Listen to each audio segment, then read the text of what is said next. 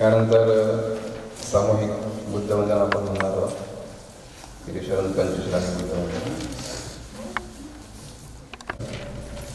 अरहं सम्मा सम्बुद्धो भगवान् बुद्धं भगवन्तं अभिवादेमि. स्वाहातो भगवता नमो नमः नमस्कारामि. सुपटिपन्नो भगवतो सामगसंघो संघं नमामि. नमो तस्स भगवतो अरहतो सम्मा सम्बुद्धस्स. नमो तस्स भगवतो अरहतो सम्मा सम्बुद्धस्स. नमो तस्स भगवतो अरहतो सम्मा सम्बुद्धस्स. त्रिशरण. बुद्धं शरणं गच्छामि. धम्मं शरणं गच्छामि. संघं शरणं गच्छामि. द्वितीयंपि बुद्धं शरणं गच्छामि. द्वितीयंपि धम्मं शरणं गच्छामि. द्वितीयंपि संघं शरणं गच्छामि. तृतीयंपि बुद्धं शरणं गच्छामि. तृतीयंपि धम्मं शरणं गच्छामि. तृतीयंपि संघं शरणं गच्छामि. पंचशील. पाणातिपाता वेरमणि सिक्खापदं समादयामि. अभिन्नदाना वेरमणि सिक्खापदं समादयामि. कामेषु मिच्छाचारा वेरमणि सिक्खापदं समादयामि. मुसावादा वेरमणि सिक्खापदं समादयामि. सुरामेरयमज्जपमादपाना वेरमणि सिक्खापदं समादयामि. साधु साधु साधु. बुद्ध धम्म संस्कार सभागृहामध्ये उपस्थित सर्व मान्यवरांचं मी स्वागत करतो. चिंतन सभेला आपण सुरुवात करीत आहोत. मी विनंती करतो आजच्या कार्यक्रमाचे अध्यक्ष या ऐतिहासिक संस्थेचे सन्माननीय अध्यक्ष आदरणीय प्राध्यापक वारसाकडे सर्वांना त्यांनी विचार मंचावर अध्यक्ष स्थान ग्रहण करावं.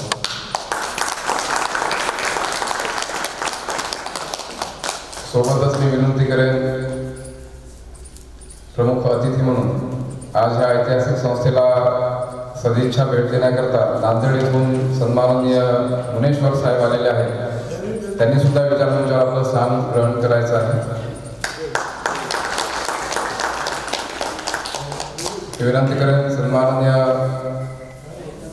रमेश तायडे साहेबांना, त्यांनी सुद्धा विचार मंचावर आपलं स्थान ग्रहण करायचं आहे. आणि माजी प्राचार्य सन्माननीय मधुकर शिरसाट सरांना सुद्धा मी विनंती करेन, त्यांनी सुद्धा विचार मंचावर आपलं स्थान ग्रहण करायचं आहे.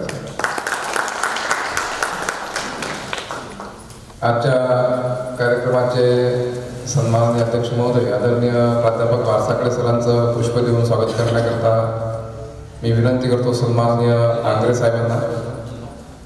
प्रकाश आंग्रे साहेब. सन्माननीय गजानन ढाले सरांना मी विनंती करेन, त्यांनी सन्माननीय मुनेश्वर साहेबांचं पुष्प देऊन स्वागत करावं. सन्माननीय गायवट साहेबांना मी विनंती करेन, त्यांनी सन्माननीय रमेश तायडे साहेबांचं पुष्प देऊन स्वागत करावं. सन्माननीय शिरसाट सरांचं स्वागत करण्याकरता मी खाडे सरांना विनंती करेन. आजच्या कार्यक्रमाचं प्रास्ताविक करण्याकरता मी विनंती करतो सन्माननीय रमेश तायडे साहेबांना, त्यांनी प्रस्तावित केलं. विश्वाला शांतीचा संदेश देणारे तथागत भगवान गौतम बुद्ध, संत कबीर, संत रोहिदास, क्रांतिसूर्य महात्मा ज्योतिराव फुले, सुभेदार रामजी आंबेडकर, शाहू महाराज, भारतरत्न बोधिसत्व परमपूज्य डॉक्टर बाबासाहेब आंबेडकर, क्रांतिसूर्य सावित्रीबाई फुले, माता रमाई, माता भीमाई, गाडगे महाराज, सम्राट अशोक, रामास्वामी पेरियार, राष्ट्रमाता जिजाऊ, छत्रपती शिवाजी महाराज या सर्व परिवर्तनवादी महामानवांना मी प्रेमानंदन करतो. डॉक्टर बाबासाहेब आंबेडकर बहुउद्देशीय उत्कर्ष प्रतिष्ठान या ऐतिहासिक संस्थेच्या वतीनं गेल्या 20 वर्षापासून बाबासाहेबांनी दिलेल्या आदेशाप्रमाणे दर रविवारी बुद्धवंदना, चिंतन सभा आणि सत्कार समारंभाचं आयोजन आपण या बुद्ध धम्म संस्कार सभागृहामध्ये करीत असतो. त्याप्रमाणे आज सुद्धा आपण या ठिकाणी केलेला आहे. आजच्या या कार्यक्रमाचे अध्यक्ष, आपल्या या प्रतिष्ठानचे शिल्पकार, साप्ताहिक समाज न्यायपत्राचे मुख्य संपादक, सुभेदार रामजी आंबेडकर उत्कर्ष अर्बन क्रेडिट कोऑपरेटिव्ह सोसायटीचे अध्यक्ष, लँड डेव्हलपमेंट कंपनीचे प्रमुख आणि आपल्या सगळ्यांचे मार्गदर्शक आदरणीय प्राध्यापक भासाळे सर, प्रमुख अतिथी नांदूर आलेले मान्य मुनीश्वर साहेब, माजी प्राचार्य मधुकरराव शिरसाट सर आणि उपस्थित माझ्या सगळ्या बंधू आणि भगिनी, आपला सर्वांनाच माहीत आहे की आदरणीय प्राध्यापक मुकुंद भासाळे सर यांनी आपल्या जिल्ह्यामध्ये बौद्ध समाजाच्या सर्वांगीण उन्नतीसाठी डॉक्टर बाबासाहेब आंबेडकर बहुउद्देशीय उत्कर्ष प्रतिष्ठान ऐतिहासिक संस्थेची निर्मिती करून समाजाच्या बलबुत्यावर सरकारचा एकही पैसा न घेता विविध योजनेच्या माध्यमातून फंड निर्माण करून आज 70-80 कोटीचं काम, हे 4 मजली इमारत जे समाजाचा सर्वांगीण विकास करेल, सर्वांगीण उन्नती करेल, शैक्षणिक असेल, धार्मिक असेल, सांस्कृतिक असेल, आर्थिक असेल, आरोग्य विषय असेल, त्या सगळ्या बाबीचा त्याच्यामध्ये उल्लेख आहे. आज आम्ही संपूर्ण भारतभर फिरलो, अनेक मोठे मोठे विहार पाहिले, 1000 एकरावर आहे, 2,000 एकरावर आहे. परंतु आदरणीय प्राध्यापक मुकुंद भासाळे सरांनी या ठिकाणी हे जे 4 मजली इमारत बांधलेली आहे, याच्यामध्ये जे उद्देश आहे समाजाचा विकास आणि समाजाची उन्नती, असं कुठेही पाहायला मिळेल नाही. ध्यान साधना असतील, बुद्धवंदना होईल इथपर्यंत ते मर्यादित आहे.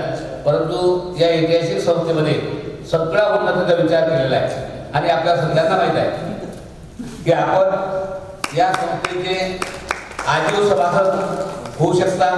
कारण आज जवळपास 3,500 ते 4,000 या संस्थेचे आजीव सदस्य आहेत. 5,000 रुपये देऊन आपण आजीव सदस्य स्वीकारू शकतो. आणि त्यासोबत आपल्याला बुद्धविहार किंवा रमाबाई प्रबोधन भवनाला 5,000 रुपये दान द्यायचं. ही पहिली योजना आहे. दुसरी योजना आपली सर्वांगी हितात विशेष धम्मदान योजना. माझ्या बंधूंनो, याच्यामध्ये आपल्याला 400 लोक घ्यायचे आहेत, परंतु आतापर्यंत आपले 350 लोक झालेले आहेत. तर आपण 50,000 रुपये या संस्थेला धम्मदान देऊ शकता. त्याप्रमाणे भव्य बचत गट आहे. या बचत गटामध्ये जे ठेवी ठेवतात 200, 500, 1000, 5,000, 10,000 पर्यंत, त्यांना 8% दरानं फुकट नाही.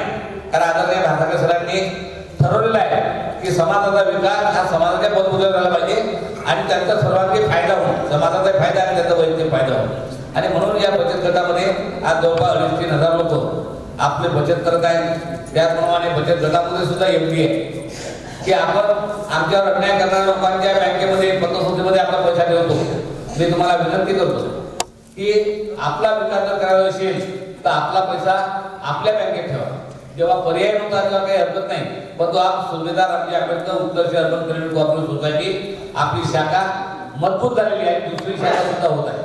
लवकरच आपल्या 5-10 शाखेचं उद्घाटन आपल्या समोर होईल. आणि म्हणून आपला जो पैसा आहे हा आता भांडवलाच्या बँकेत ठेवणं आपण बंद केला पाहिजे.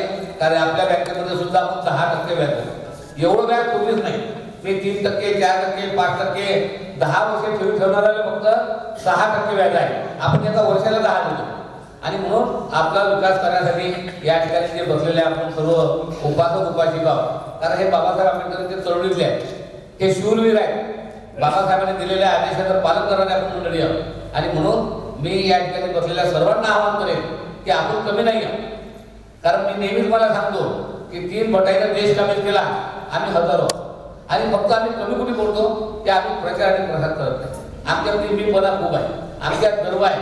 हे सगळं झटकून आपण मुद्दाची माणसं, आपल्याला प्रज्ञा, शील, मैत्री, करुणा हे आपल्यामध्ये आहे. आपल्याला अहमपणा नको, खोटाडेपणा नको, कोणाची फसवणूक नको. ह्या सगळ्या गोष्टीचा अनुभव आपण मुद्दाचे माणसं असल्यामुळे आपल्याजवळ आहे. आणि म्हणून आपण प्रामाणिकपणे फक्त प्रतिष्ठान आणि प्रतिष्ठान, कारण या प्रतिष्ठानशिवाय समाजाचा विकास होणार नाही, मी तुम्हाला गॅरंटी देतो. कारण असे प्रतिष्ठान जिल्ह्यात गेल्यात तर सगळ्यांचं स्वप्न आहे. आज आजच्या जिल्ह्यामध्ये असे प्रतिष्ठान उभं होण्याची प्रक्रिया सुरू आहे. नागपूरला आहे, अमरावतीला आहे, लातूरला आहे, औरंगाबाद अनेक ठिकाणी उभे आहेत. कारण भाषाच्या सरांनी त्यांनी सगळं मार्गदर्शन घेतलेलं आहे. आपल्या सगळ्यांना माहीत आहे की आज या राज्याचे मुख्य सचिवापासून सचिव सगळे प्रधान सचिवांपर्यंत ते अचंब्यात पडलेले आहेत. ते कसं काय पॉसिबल आहे? त्यांनी अभ्यास समित्या पाठवल्या आदरणीय भाषाच्या सरांचं मार्गदर्शन घेण्यासाठी की बा तुम्ही कसं काय शक्य केलं. आणि म्हणून माझी तुम्हाला कळकळीची विनंती आहे, कारण जास्त वेळ घेत नाही. तर आपल्याला स्नेह भोजन आपल्या एरंड्याला सर्वांसाठी ठेवलेलं आहे, तर आपल्याला तिथं जायचं आहे. म्हणून मी जास्त वेळ घेणार नाही. परंतु तुम्हाला एकच कळकळीची विनंती करतो की काम फक्त 70-80 कोटीचं झालेलं आहे. आपल्याला 1000-2000 कोटीचं काम करायचं आहे. आपल्याला थांबून चालणार नाही. तर आपला संकल्प आहे की कॉन्व्हेंट पासून PG पर्यंत आपल्याला इंग्लिश मिडियम शाळा, महाविद्यालय, medical college, engineering college, 200 acre शेती, रेवती आधारगृह, मल्टीस्पेशालिटी हॉस्पिटल, अशा विविध योजना आपल्या पूर्ण व्हायच्या आहेत. त्याचं बांधकाम व्हायचं आहे आणि म्हणून आपल्याला निधीची खूप गरज आहे. म्हणून मी तुम्हाला आवाहन करेन की हे सगळे स्वप्न पूर्ण करण्यासाठी तुम्हाला प्रचार आणि प्रसार करायला आहे. तुम्ही बघता या देशाचं चित्र एवढं विचित्र झालेलं आहे की ते संविधानाने मानायला तयार आहे. पुन्हा त्यांना चातुर्वर्ण या ठिकाणी आणायचे आहे. आणि जर हे चातुर्वर्ण या ठिकाणी नशित झाले तर आपण राहणार आहोत. कारण आपण गुलाम बनणार आहोत. आपल्या मुलांना गुलाम, आपल्या नातवांना आपण गुलाम बनणार आहोत. जर आपल्या मुलांना जर स्वातंत्र्य ठेवायचं असेल तर तुम्हाला काम करणं भाग आहे. आता झोपून चालणार नाही. तुम्ही आजपर्यंत झोपले पण आता झोपू नका, कारण काळ वैराग्य आहे तुम्हाला सांगतो. आणि म्हणून जागृत व्हा, प्रचार करा, प्रसार करा. तुम्ही रोज व्हॉट्सअपवर पाहिजे काय काय या देशात चालू आहे. मी तुम्हाला इथं सांगणार नाही आणि तेवढा वेळ नाही माझ्याजवळ. मी सगळं सांगितलं असतं, माझ्यावर वेळ नाही. तुम्ही व्हॉट्सअपच्या माध्यमातून, टीव्हीच्या माध्यमातून काय या देशात चालू आहे. आता फक्त ईश्वरवाद उरणार आहे. हो मला सांगा, इथं फक्त आंबेडकरवाद उरणार आहे. इथं समता बंधुत्व न्याय आणणार आहे. इथं चातुर्वर्ण्याला मुख्यमंत्री आपण देणार आहोत आणि त्यासाठी तुम्हाला जागरूक होणं भाग आहे. त्यासाठी तुम्हाला प्रतिष्ठान उभे करणार आहे. भारताच्या पाठीमागे उभं राहायचं आहे. आपला पैसा या ठिकाणी गुंतवायचा आहे. एवढं तुम्हाला कळकळीची विनंती करतो आणि थांबतो. धन्यवाद. जय. धन्यवाद साहेब. प्रतिष्ठानच्या जडणघडणीचा चढता आलेख आपण इथे वर्णन केला.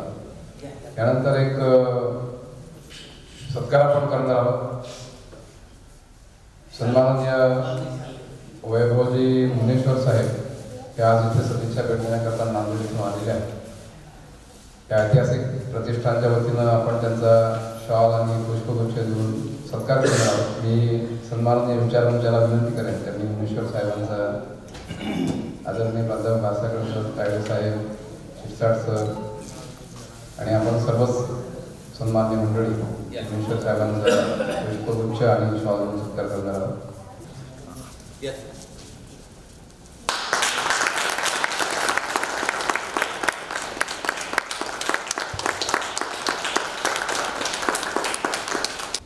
धन्यवाद. कृपया आपण स्थानापन्न व्हावं. विचारमंचावर विराजमान असलेले सन्माननीय माजी प्राचार्य मधुकर शिरसाट सरांना विनंती करेन त्यांनी आपले विचार व्यक्त करावे. विश्वाला शांतीचा संदेश देणारे तथागत बुद्ध, विश्वरत्न डॉक्टर बाबासाहेब आंबेडकर, बहुजनांच्या हिताकरिता झटणारे आपले सर्व महामानव यांना विवार अभिवादन. आजच्या सभेला उपस्थित आजच्या सभेचे अध्यक्ष आदरणीय प्राध्यापक बारसाकर सर, जे आपल्या प्रतिष्ठानचे अध्यक्ष आहेत, सर्व आहेत, समाज न्याय पत्रचे मुख्य संपादक आहेत, व या प्रतिष्ठानच्या माध्यमातून आपल्या समाजाचं नेहमी हित जोपासणारे असे प्राध्यापक साहेब, कोषाध्यक्ष, प्रतिष्ठानचे कोषाध्यक्ष आदरणीय रमेश दायडेजी, विशेष अतिथी मुंडेवार साहेब, आजच्या सभेला उपस्थित उपासक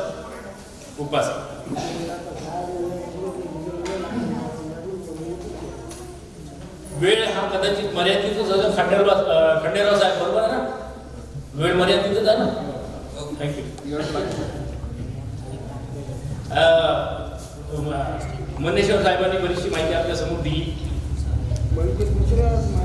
या ठिकाणी आपण दर रविवारी विचारांचा आदान प्रदान करतो. जीव तोडू प्राध्यापक साहेब आपल्याला आपल्यापर्यंत त्यांची माहिती देतात, पोहोचवतात. प्रतिष्ठा इथपर्यंत कसं आलं, या प्रतिष्ठानचे जे वेगवेगळे युनिट आहेत कसे कसे आकार घेत आहेत, कसे कसे निर्माण झालेले आहेत ते सांगतात. ते पाहतोय आपण. प्रगती तर निश्चितच होत आहे, त्यात काही शंका नाही. परंतु सरांनी हाक मारल्याबरोबर जर आपण ओ केला, ओ दिला तर प्रगती सपाट्यानं होईल. सरांनी जर आपल्याला हाक मारली तर झोपेतून जसं ताण जर उठतो आपण, तसं जर आपण जागे झालो तर या प्रतिष्ठानची जी तरक्की आहे, प्रगती आहे, हे सपाट्यानं होईल, यात काही शंका नाही. आणि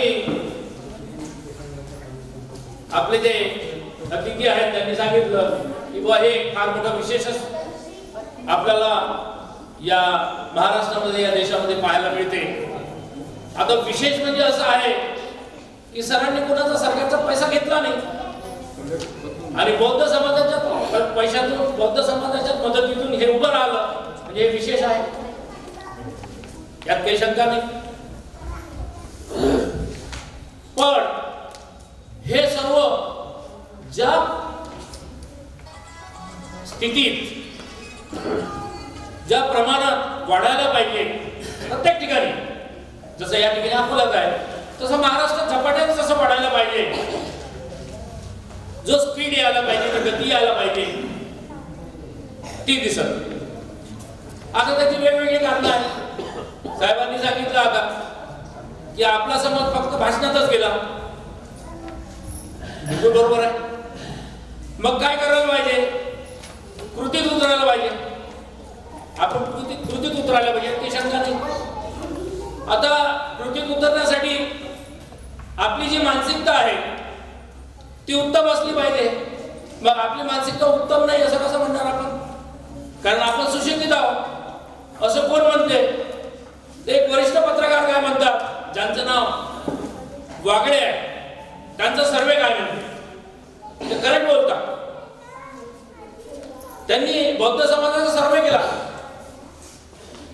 ते म्हणतात बौद्ध समाज हा 99% वर शिक्षित आहे. 99% वर सर्वे केला. ज्याला आपण उन्नत समाज म्हणतो तो ब्राह्मण आहे असं म्हणतात. मग ब्राह्मण समाज हा 100% सुशिक्षित असेलच आहे. त्याची बरोबरी आपला समाज करून राहिला, त्याची बरोबर आपला बौद्ध समाज करून राहिला. त्याचं कारण असं आहे की बाबासाहेबांनी आपल्याला जो पॅसेज दिला, आपण शिकलं पाहिजे, संघटित झालं पाहिजे. हे जे त्यांनी सांगितलं त्या मार्गावर चालून राहिलो. पण तरी आपल्या प्रगतीचा वेग हा कमी का आहे? तर त्याची कारण असं आहे, त्याचं महत्वाचं कारण असं आहे की भाषण देतो आपण, प्रेक्षक ऐकतात, भाषण देणारा भाषण देतो, पण आपण कृतीत किती उतरतो ते महत्वाचं आहे. जसं प्राध्यापक साहेब आपल्याला सांगतात, आवाहन केलं त्यांनी. आता एक आपले सज्जन आहेत, मला वारंवार त्यांचा उल्लेख करावा असं वाटतो, श्रीधर दायडे साहेब. त्यांनी सांगितलं, ते जेव्हा बोलतात तेव्हा आपल्याला त्यांच्याबद्दल सहानुभूती वाटते की माझा खर्च दवाखान्याचा 10,000 आहे, माझ्या बायकोचा खर्च 10,000 आहे दवाखान्याचा. इतरही ते प्रतिष्ठानसाठी झटतच असतात. सांगितल्याप्रमाणे साहेबांनी सांगितलं त्याप्रमाणे ते कृतीत उतरतात. तर अशा प्रकारे जर आपण सगळेजण त्या कृतीत उतरलो तर या प्रतिष्ठानची तरक्की, या प्रतिष्ठानची प्रगती फार झपाट्यानं होईल, यात काही शंका नाही. मग याच्यासाठी काय करायला पाहिजे? कुठल्याही प्रकारची शंका कुशंका बाळगता कामा नये. सरांनी सांगितलं या ठिकाणी उडी घ्यावं लागते, त्या ठिकाणी उडी घ्या, विषय संपला. मला असं वाटते when I was learning in class 9th or 10th, I don't remember, पण एक कविता होती इंग्रजीमध्ये. त्याचा जो कॅप्टन होता त्यांनी त्याच्या सैनिकाला ऑर्डर दिली. It was a poem, I think it was a poem, no doubt. त्यांनी आपल्या सैनिकाला आदेश दिला की या ठिकाणी उडी घ्या, असं असं करा, पुढे जा. आता त्या सैनिकांच्या तुकडीला हे माहीत होतं की आपल्या कमांडरने आपल्याला जो आदेश दिला हा चुकीचा आहे.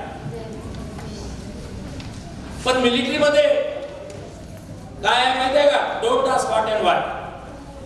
मिलिटरीमध्ये विचारत नाही व्हॉट अँड व्हाय. कमांडरने आदेश दिला, त्यांना माहित आहे की हा चुकीचा आदेश आहे, परंतु त्यांनी आपल्याला झोपून दिलं त्या ठिकाणी आणि सगळेचे सगळे सैनिक मरण पावले, त्या युद्धात कमी पडले. परंतु आपल्या कमांडरने जो आदेश दिला चुकीचा असून आपण असं केलं नाही पाहिजे, आता चुकला असं नाही विचारलं त्यांनी झोपून दिलं आपल्याला आणि ते युद्धामध्ये मरण पावले, वीर मरण आणलं सगळ्यांना. तर मला हे म्हणायचं आहे उदाहरणार्थ की सर सांगतात त्याप्रमाणे जर आपण सर्वांनी ऐकलं तर ह्या प्रतिष्ठानची प्रगती झपाट्यानं झाल्याशिवाय राहणार नाही, यात तीळ मात्रही शंका नाही. दुसरी महत्वाची गोष्ट, आपली प्रगती होऊ नये, आपण पुढे जाऊ नये, याच्यासाठी तर सगळे जण प्रयत्नशील असतातच. आता ही सरकार तर आपल्या प्रगतीला तर यांनी खीळ लावलेला, त्याच्यात काही शंकाच नाहीये. कुठल्याही पुस्तकात जा तुम्ही, NCERTच्या पुस्तकात जा, त्याच्यातून बाबासाहेबांना मायनस केलं. नवीन सरकार बनली आता 4-5 राज्यांमध्ये. मध्य प्रदेशला जा तुम्ही, त्या ठिकाणी ओबीसीचा मुख्यमंत्री बनवला. त्यांनी सगळ्यात पहिलं काम जर काही केलं असेल ते विधानसभेमधलं जे काही चित्र होतं पंडित नेहरूचं, ते पंडित नेहरूचं चित्र काढून टाकलं, फोटो काढून टाकला. विचारधारा पहा, RSSची विचारधारा, काँग्रेसची विचारधारा, आंबेडकरवाद्यांची विचारधारा, ह्या विचारधारेला पहा तुम्ही आता कशी खीळ बसून राहिली. आणि येणाऱ्या इलेक्शनला 2-2.5 महिन्यात लोकसभेचं इलेक्शन आहे, त्या ठिकाणी काय होईल ते आपल्याला आजच दिसून राहिलं. त्यामुळे प्रतिष्ठानसारखे आपल्या प्रतिष्ठानसारखे प्रतिष्ठान प्रत्येक शहरामध्ये उभे राहणं जरुरी आहे. आणि अशा प्रतिष्ठानला जे नेतृत्व पाहिजे ते प्राध्यापक आदरणीय ठाकरे सरांसारखं नेतृत्व असलं पाहिजे असं मला वाटते. त्याशिवाय पर्याय नाही. आपण भाग्यशाली आहोत की प्राध्यापक ठाकरे सरांचा सोबत आपण राहतो, आपल्याला त्यांचं मार्गदर्शन मिळते आणि आपण ते मार्गदर्शन आपल्या अंमलात आणलं पाहिजे असं मला वाटते. मी या ठिकाणी विराम देतो. जय हिंद. तर मी विनंती करेन आजच्या चिंतन सभेचे सन्माननीय अध्यक्ष आदरणीय प्राध्यापक भासाकर सरांना त्यांनी आम्हाला मार्गदर्शन महाकारुणी भगवान बाबासाहेब आंबेडकर, संत कवी, संत रविदास,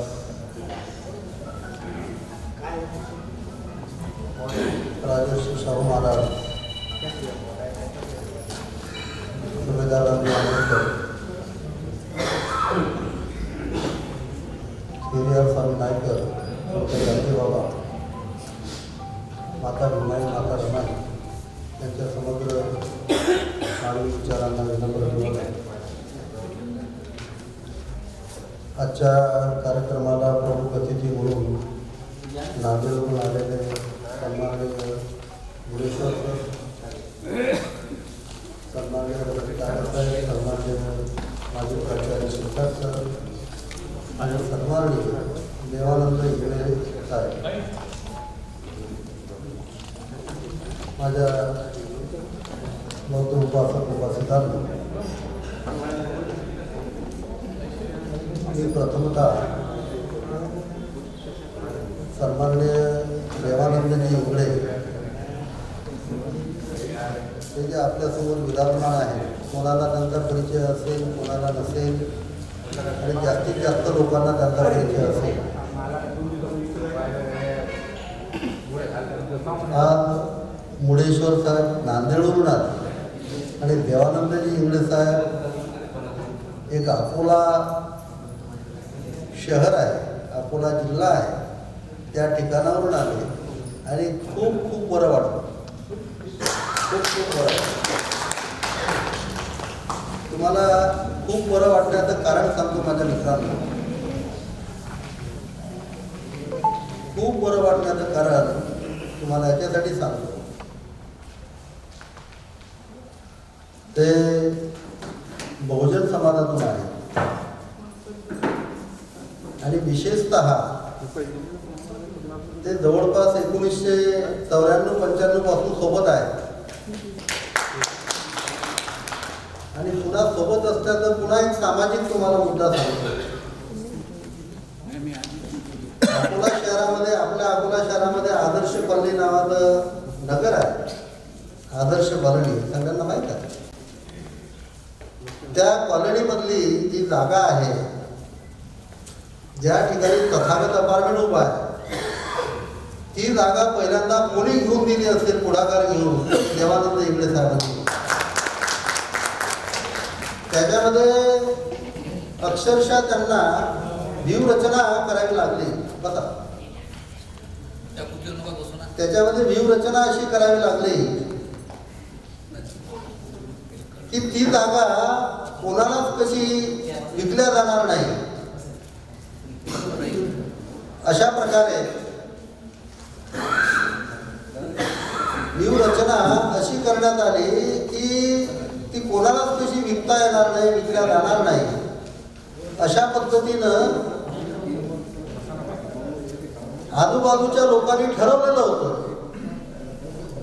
त्याच्यातून मार्ग काढून देवानंदजी इंगळे साहेबांनी चंग बांधला की सर, ही जागा प्रामुख्यानं तुमच्या डोक्यामध्ये जे काम करणे आहे त्याच कामासाठी मिळेल, काळजी करायचं नाही. त्यांनी त्याची पूर्ण व्यूहरचना 1994-95 मध्ये तयार केली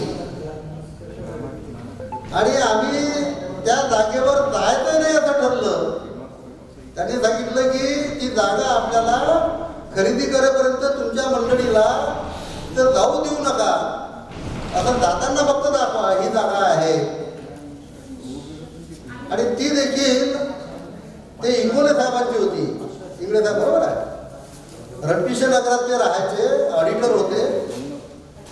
आणि इंगळे साहेबांच्या शब्दावर ती जागा त्यावेळेला 60 रुपये भावानं खरेदी करण्यात आली. आजच्या ठिकाणी त्या जागेचा रेट कमीत कमी 4000 रुपये आहे. आणि त्या मालकाकडे देखील आजूबाजूचे लोक गेले, ज्यांना कोणती गोष्ट लपत तर नाही. तर मग ते आजूबाजूचे लोक त्यांच्यापर्यंत अप्रोच झाला आणि त्यांनी 60 रुपयाचा भाव त्यावेळेला 100-150 पर्यंत नेला आजूबाजूच्या लोकांनी. परंतु इंगळे साहेबांच्या शब्दावर त्या मालकानं, इंगोले नावाच्या मालकाने माझ्या मित्रांनो सांगितलं की तुम्ही गेल्या 15-20 वर्षापासून जागा विकू नाही दिली माझी. ती लोक तिथं जायचे पाहायला, तर ते आजूबाजूचे लोक सांगायचे हे ओपन स्पेस आहे, याची खरेदी तर झालेलीच आहे, हे गव्हर्नमेंटनं नगरपालिकेला कोणाला तरी दिलेले आहे. आणि ते त्या ठिकाणी मग वेगवेगळे कार्यक्रम करायचे आणि ग्राहकांना त्या ठिकाणावर ते एक प्रकारे हाकलून लावायचे. परंतु इंगळे साहेबांमुळे 7500 चौरस फूट जागा 1994-95 ती आपल्याला मिळाली आणि बेघर लोकांना, 12 लोकांना गोळा करून आपण त्या ठिकाणी अकोला शहराचं पहिलं तथागत अपार्टमेंट बांधलेलं आहे.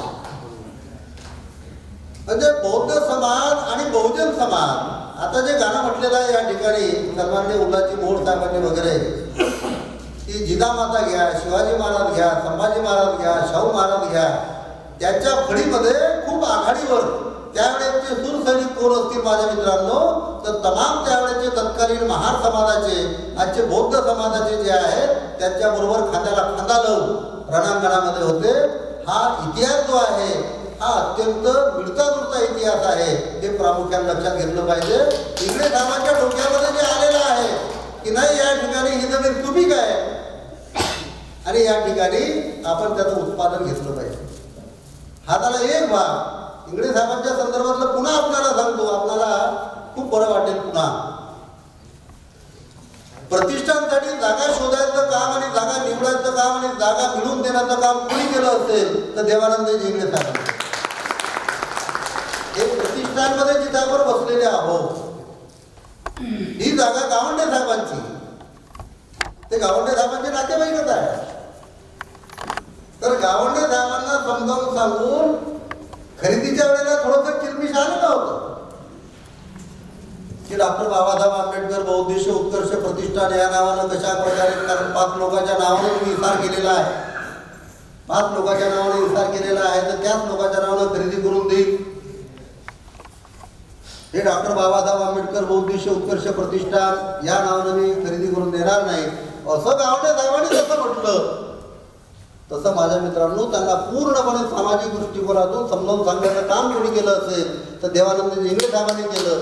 आणि पुन्हा डॉक्टर बाबासाहेब आंबेडकर बहुउद्देशीय उत्कर्ष प्रतिष्ठानच्या नावानं ही त्यावेळेची 18,000 चौरस फूट जागा जिथं आपण बसलेले आहोत ती जागा मिळवून देण्याचं काम कोणी केलं असेल तर देवानंद इंगळे साहेबांनी केलेलं आहे. आणि म्हणून आज ते त्यांना विचारलं की खूप चांगलं झालं तर आपण आले, तर त्यांनी सांगितलं की सर आपण निश्चितच इथं सगळी मंडळी असाल, प्रेस नावाची ही गाडी मी पाहिली किंवा तुम्ही असाल या ठिकाणी म्हणून त्यांनी प्रवेश केलेला आहे. तर मी सन्माननीय तायडे साहेब, आजचे अतिथी मुनेश्वर साहेब आणि आपले जे परमेश्वर आहेत इंगळे साहेबांच्या बाजूला परमेश्वर बसलेले आहेत, विजय गौतम त्यांचं नाव आहे. तर या सगळ्यांना विनंती करतो की त्यांनी सन्माननीय इंगळे साहेबांचा या ठिकाणी मुख्य देऊन सत्कार करावा. इकडे गेला हां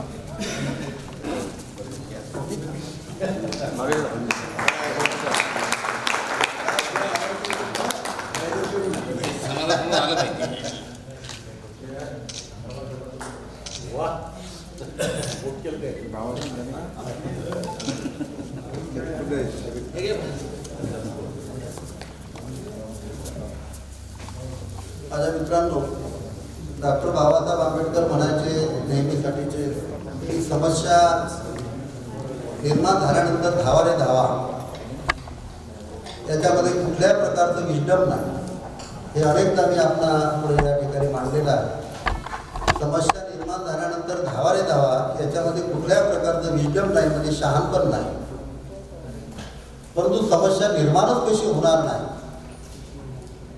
याच्यासाठीची तरतूद वर्तमानातच करून ठेवणे की भविष्यामध्ये समस्या निर्माण झालीच नाही पाहिजे, याच्यासाठी वर्तमानामध्येच आपण त्याची तजवीज करणे, तयारी करणे, याच्यासारखं दुसरं विस्डम कोणतंही नाही, याच्यासारखं दुसरं शहाणपण कोणतंही नाही. आणि म्हणून या ठिकाणी आपण हे ऐतिहासिक प्रतिष्ठानाची जी वाटचाल आहे ती वाटचाल प्रामुख्यानं खूप महत्त्वपूर्ण पद्धतीनं आपण करत आहोत. या ठिकाणी आपल्याला पुन्हा सांगताना आनंद असा होईल की मी आपले जयंत अंबोरे यांना इथं समोर बोलावतो आहे. जयंत अंबोरे, त्यानंतर मिलन इंगळे यांना बोलावतो आहे, किरण खंडारे यांना बोलावतो आहे, मिलिंद खंडेराव यांना बोलावतो आहे.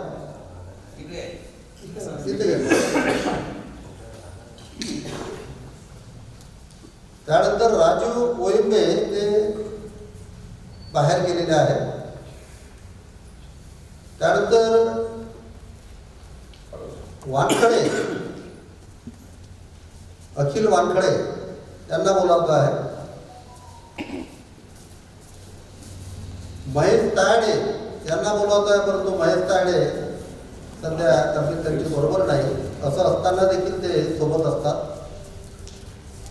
तर ते अखिल वानखडे आहेत, त्यांचं बी मेकॅनिक झालेलं आहे, ते पहिला नंबर. त्यानंतर मिलिंद खंडेराव आहेत, ते या ठिकाणी ड्रायव्हर म्हणून आपल्या प्रतिष्ठानमध्ये अपॉइंटेड आहेत. अखिल वानखडेही अपॉइंटेड आहेत. जयंत अंबोरे यांचा परिचय आहे, संजय अंबोरेंचे लहान भाऊ आहेत, PSI संजय अंबोरे त्यांचे लहान भाऊ आहेत. त्यानंतर किरण खंडारे यांचा परिचय आपल्याला आहे, ते देखील मला वाटतं ॲग्रिकल्चर फॅकल्टीचे ग्रॅज्युएशन. त्यानंतर ते मिलन इंगळे BSc B.Ed आहेत, BSc मॅथमॅटिक्स B.Ed आहेत. हे आपल्यापुढे याच्यासाठी उभं केलं यांना. तर आपणाला 2 हप्त्याच्या अगोदर पासून आपण सांगत आहोत की अकोला जिल्ह्यामध्ये 1800 खेडे आहेत. त्या 1800 खेड्यांमध्ये प्रत्येक खेड्यामध्ये जाऊन ते खेडं प्रतिष्ठानशी कसं जुटेल, त्या खेड्यातल्या समस्या ज्या असतील त्या पुढे ज्या समस्या आहेत त्या कशा आपल्याला दिसतील, त्या समस्यांवर उपाय कसा काढता येईल याची तजवीज प्रतिष्ठान आपण सगळ्यांच्या सहकार्यानं आपण प्रतिष्ठानद्वारा त्या समस्या सोडवण्याचं काम करण्याची प्रक्रिया सुरू झालेली आहे. तिथं रोजगाराची समस्या आहे का, तिथं बचत गटाची समस्या आहे का, त्या ठिकाणी शाळेची समस्या आहे का, कॉन्व्हेंटची गरज आहे का, हायस्कूलची गरज आहे का, रोजगार देण्याची आवश्यकता आहे का, या सगळ्या गोष्टीचा अभ्यास त्या खेड्यामध्ये जाऊन करण्यासाठीची ही टीम, पहिली टीम माझ्या मित्रांनो सज्ज झालेली आहे. आणि आतापर्यंत जवळजवळ या 4 दिवसामध्ये ते 15 खेड्यांमध्ये गेलेले आहे. प्रत्येक खेड्यामध्ये जाणे, त्या खेड्यामध्ये प्रतिष्ठानचा डेमो देणे, डेमो दिल्यानंतर बुद्धविहारावर किंवा बस स्टँडवर प्रतिष्ठानच्या उद्देशाचं बॅनर लावणे, त्यांच्यासोबत फोटो काढणे, प्रत्येक घरी जाऊन पॉम्पलेट देणे, ज्या घरी पॉम्पलेट दिलं त्या घराचं नाव लिहिणे, त्याचा मोबाईल नंबर लिहिणे, ही सगळी प्रक्रिया पहिल्या टप्प्यामधली करण्याची प्रक्रिया प्रारंभ झाली आहे. अजून एक दुसरी टीम उभी राहत आहे, कारण 1800 खेड्यांमध्ये जाणं हे लवकरात लवकर काम झालं पाहिजे.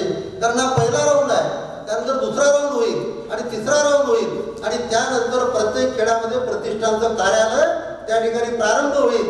आणि ते कार्यालय म्हणजे प्रतिष्ठान एक प्रकारे त्या खेड्याला दत्तकच घेणार आहे.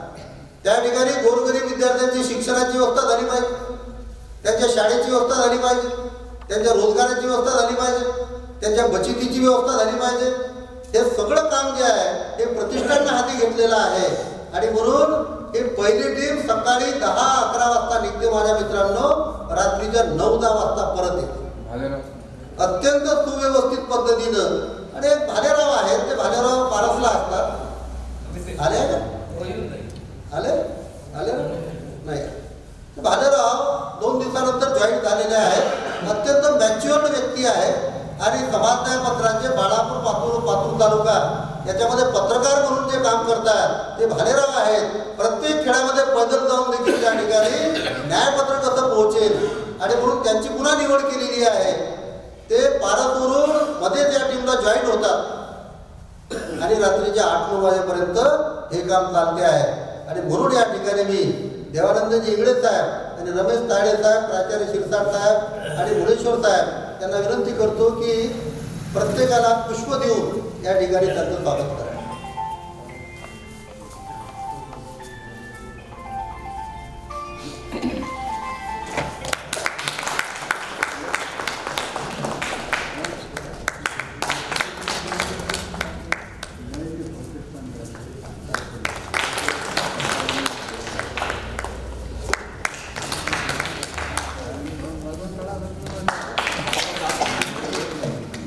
परमेश्वरांचं स्वागत करा.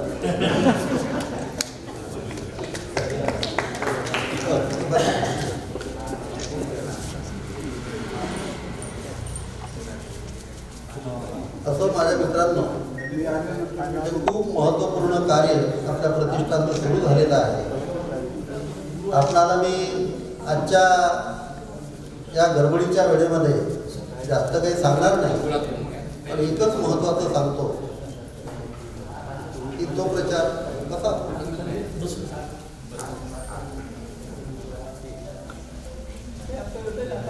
एक अत्यंत महत्त्वपूर्ण एक माहिती जी आहे ती आपल्यापुढे या ठिकाणी थोडक्यामध्ये सादर करतो. ती अशी की कोणताही डिशीज जो आहे ना तो हडकुळ्या शरीरामध्ये प्रवेश करतो. कोणताही डिशीज शरीरयष्टी थांबली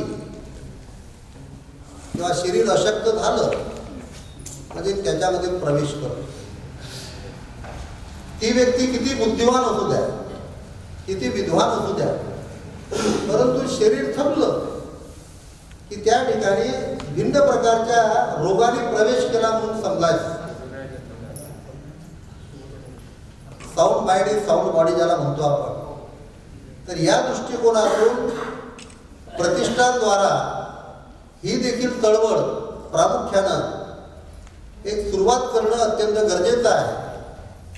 आणि त्यामुळे आपल्याला आठवत असेल की गेल्या 50-60 वर्षाच्या प्रारंभीच्या कालावधीमध्ये जे डॉक्टर बाबासाहेब आंबेडकरांचं महापरिनिर्वाण झाल्यानंतरच्या कालावधीमध्ये खेड्यापाड्यांमध्ये ज्याप्रमाणे कलापथकांचा प्रचार प्रसार मोठ्या प्रमाणात होता, लोकांना जागृत करण्याचं काम ज्याप्रमाणे कलापथकांनी केलेलं आहे.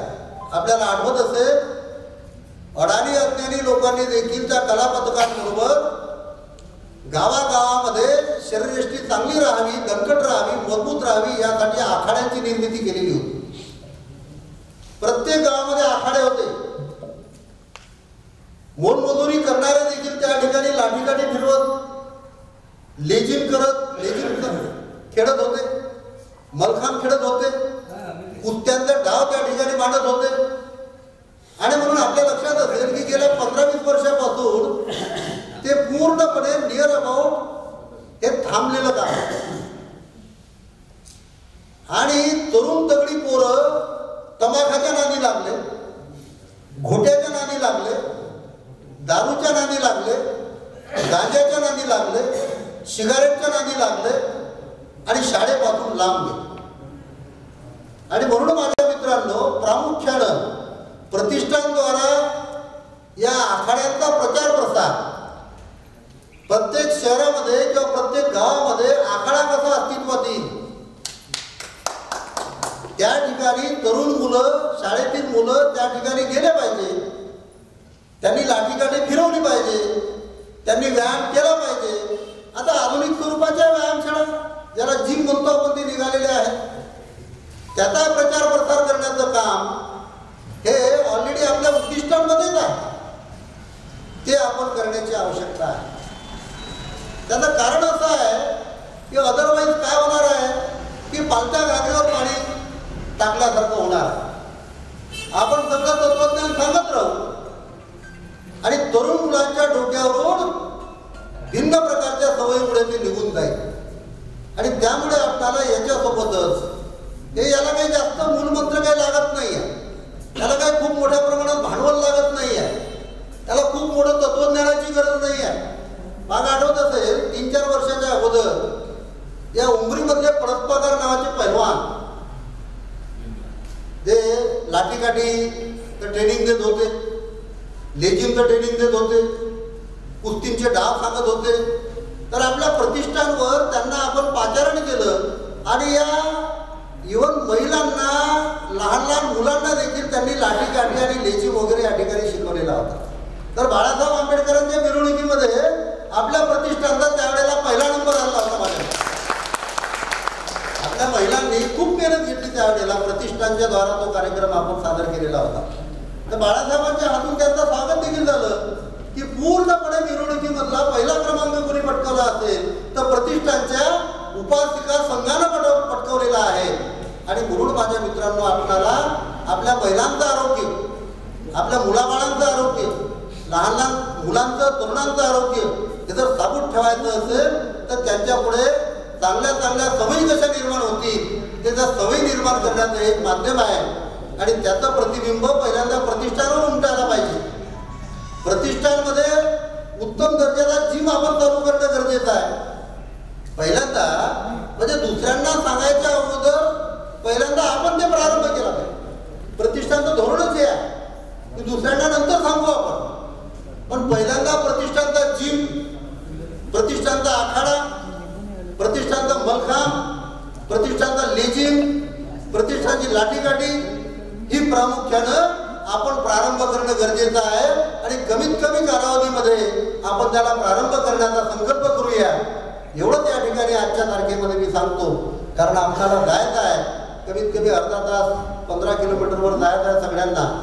तर त्या ठिकाणी 1 वाजताच्या आत आपण पोहोचायला पाहिजे. म्हणजे 1-1:30 वाजता आपले जेवणं होतील आणि 3-4 वाजताच्या दरम्यान आपण परत यायला पाहिजे. आणि म्हणून आज जास्त वैचारिक मंथन जे आहे आपण नेहमीच करतो. तर आजच्या या कार्यक्रमामध्ये नांदेडचे सन्माननीय मुनेश्वर सर आलेले आहेत. त्यांनी त्यांचं असणाऱ्या कार्यक्रमाचं नियोजन जे आहे त्यांना जास्त वेळ काही आज मिळालेला नाही आहे की त्यांनी पूर्णपणे ही कार्यशाळा राहणार आहे. बुद्धिस्ट चिंतन बैठक व जागृतीची कार्यशाळा. मी सरांसोबत बोललेलो आहोत की मुद्दा असा आहे, या देशातील प्रत्येक समाज सुज्ञ होणं, समजदार होणं, जागृत होणं हे अत्यंत महत्त्वाचं काम आहे. आणि ते महत्त्वाचं काम सन्माननीय मुनेश्वर सर आणि त्यांची टीम करते आहे. माझ्या मित्रांनो, हा समाज जर सुज्ञ झाला, जागृत झाला आणि उन्नत झाला तर समाजामधला भेद जो आहे ना तो समाप्त होईल. एकमेकाला समजून घेण्याची ताकद वाढेल. आणि ते काम जे आहे, म्हणून मी सरांना सांगितलं की याच्यामध्ये नम्र विनंती केली, सांगितलं म्हणजे नम्र विनंती केली की तुमचा व्हिडिओ रेकॉर्डिंग या कार्यक्रमात व्हायला काही प्रॉब्लेम नाही. कारण व्हिडिओ रेकॉर्डिंग काय आहे, प्रचार प्रसार जो आहे तो मोठ्या धपाट्यानं होतो. आता हा व्हिडिओ जो आहे हा महाराष्ट्रभर, देशभर आणि देशाच्या बाहेर देखील आपल्यामध्ये करुणा आहे. आपल्यामध्ये प्रत्येकाचं कल्याण व्हावं ही भावना आहे. प्रत्येकामध्ये मैत्री व्हावी, बंधुत्व तयार व्हावं, समता, स्वातंत्र्य, न्याय आणि बंधुत्व याचा आहे तर संविधानानंच सांगितलेलं आहे. सगळ्या समाजामध्ये स्वातंत्र्य, समता, बंधुता आणि न्याय आणि करुणा, एकमेकाबद्दलचं प्रेम हे वाढत जावं. हे तर संविधानाचं काम आपण करतो आहे, हे तर राष्ट्राचं काम आपण करतो आहे. आणि त्यामुळे कोण्या प्रकारे त्याला हिचक जी आहे किंवा कोण्या प्रकारे मी कसं काय सांगू असं म्हणण्याचं कामच नाही. कारण आपल्या मनामध्ये ओतप्रोत भावना भरलेल्या आहेत की सगळ्यांचं कल्याण व्हावं, सगळे त्या कल्याणाच्या मार्गाने यावेत. आणि अशा प्रकारचा विचार तथागत बुद्धाचा, डॉक्टर बाबासाहेब आंबेडकरांचा, संत कबीरांचा, संत रविदासांचा, शाहू महाराजांचा, शिवाजी महाराजांचा, जिजामातेचा, गाडगे बाबाचा, रामजी आंबेडकरांचा, माता भीमाईचा, माता रमाईंचा, पेरियार स्वामी नायकरांचा आणि अण्णाभाऊ साठेंचाही, या सगळ्या महापुरुषांचे हेच विचार आहेत. आणि हे विचार समाजामध्ये स्प्रेडअप होणं, पसरणं हे खूप महत्त्वाचं आहे. त्याच्यामुळे आपणाला कोणत्याही प्रकारे अनावश्यक विचार करण्याची काही आवश्यकता नाही. आपल्या मनामध्ये खूप प्रेमभाव भरलेला आहे, तो समाजाला वाटत राहणं हे खूप महत्त्वाचं आहे. आणि म्हणून मी सरांना, सन्माननीय मुनेश्वर सरांना सांगितलं की तुमची जी टीम असेल त्या टीमला एक दिवस आणा आणि रोज की आपण 5-25 लोक गोळा होऊन तुमचे जे विचार आहेत खूप सुंदर आहेत ते आपल्या सगळ्या मंडळीला आपण ऐकूया. अशा प्रकारे मी सरांना आपल्या सगळ्यांच्या वतीनं सूचित केलं. एवढंच या ठिकाणी सांगतो. आणि पुन्हा आपण उपस्थित झाला, इंगळे साहेब, देवानंदजी इंगळे साहेब उपस्थित झाले, त्यांनी व्हिजिट दिली, खूप बरं वाटलं. कारण अजूनही इंगळे साहेब, प्रतिष्ठानला तुमच्या सहकार्याची खूप आवश्यकता आहे, खूप आवश्यकता आहे. आणि सतत संपर्कामध्ये असतातच. अनेक ठिकाणी त्यांनी हे बाजूची जागा देखील या ठिकाणी दाखवलेली होती. त्याच्यावर फक्त आपला एक प्रोग्राम आपल्याला पूर्ण करणं गरजेचं आहे. कारण मुठभर घुगऱ्या रातभर मसमत व्हायला नाही पाहिजे. म्हणून एक काम हाती घेतलं की ते पूर्ण झालं की मग दुसरं काम, मग तिसरं काम. आपल्याला साधनं मर्यादित आहेत. हा सामाजिक अर्थशास्त्राचा नियमच आहे. साधनं मर्यादित आहेत आणि आवश्यकता अमर्याद आहे. त्या साधनांची विल्हेवाट कशी लागावी, कशी करावी हे खूप विचार करून त्या ठिकाणी त्याचं पूर्ण व्यूहरचना तयार करून आपण करत असतो. त्यामुळे विशिष्ट साधनांचा उपयोग पहिल्यांदा कुठं करायचा, नंतर मग साधनं कसे मिळवायचे, नंतर त्यांचा उपयोग कुठं करायचा, अशा प्रकारे आपल्याला आपली पाऊलवाट टाकणं खूप आवश्यक आहे. आणि म्हणून माझ्या मित्रांनो आपण सगळेजण सोबत आहोत. इकडे सांगायला खूप आनंद आहे. आपण सहकार्य केल्यामुळे आज महाराष्ट्रातील 3,500-4,000 सदस्य या आपल्या असणाऱ्या संस्थेमध्ये आहेत आणि खूप गुण्यागोविंदानं खूप चांगल्या विचारसरणीची त्यागी मंडळी या प्रतिष्ठानमध्ये एकत्रित झालेली आहे. त्यामुळे आपलं अभिनंदन, सगळ्यांचं अभिनंदन एवढं सांगून त्या ठिकाणी थांबतो. आणि ही लक्झरी बस स्कूल बस आहे. त्या स्कूल बसमध्ये 35 ते 40 लोक बसतात, ज्यांच्याकडे समजा वाहन नाही. अशा प्रकारची मंडळी जी आहे, वाहन म्हणजे समजा बाईक असेल, परंतु बाईकपेक्षा 35-40 मंडळी याच्यामध्ये बसू शकतात. त्यानंतर तायडे साहेबांची 4 व्हीलर आहे, त्याच्यामध्ये त्यांची घरची मंडळी आणि अजून 2 लेडीज किंवा जेंट्स तिथं बसू शकतात. त्यानंतर माझी गाडी जी आहे त्याच्यामध्ये आम्ही 3 जण आहोत, त्याच्यामध्ये अजून 3 जण बसू शकतात. अजून 4 व्हीलर गाड्या आपल्या मंडळीच्या आहेतच, त्याच्यामध्ये काही बसतील आणि काही या लक्झरी बसमध्ये बसतील. तर अशी अरेंजमेंट आपल्याला आपण केलेली आहे. तर अत्यंत शांत चित्तानं आपण इथून निघू. काय नाही, 12-13 किलोमीटरचं अंतर आहे. एरंडा गाव आहे. त्या ठिकाणी सन्माननीय प्राचार्य डॉक्टर गणेश मोरकर सरांनी आता सांगितलेलंच आहे, तुषार कुमारनी सांगितलं, तायडे साहेबांनी सांगितलं, सगळ्यांसाठी त्या ठिकाणी भोजनाची अरेंजमेंट त्यांनी केलेली आहे. आपल्याला इथून जायचं आहे. 1-1:30 वाजता जेवणं होतील. त्यानंतर सगळ्यांचं तिथं देखील थोडा गाण्याचा कार्यक्रम तुषार खंडेरावांच्या नेतृत्वामध्ये त्या ठिकाणी 2-2, 3-3 गाणे काय होतील मनोरंजनाच्या दृष्टिकोनातून आणि जेवणं होतील. आणि जेवणं झाल्यानंतर आपण 4 ते 4:30च्या आतमध्ये गावामध्ये पुन्हा परत यायला पाहिजे, अशा प्रकारची त्याची आखणी आहे. एवढं आपल्याला सांगतो आणि थांबतो.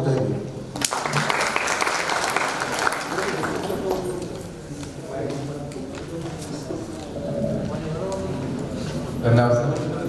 त्यानंतर विनंती करेल सन्माननीय खडे सरांना त्यांनी आजच्या कार्यक्रमाचा आभार.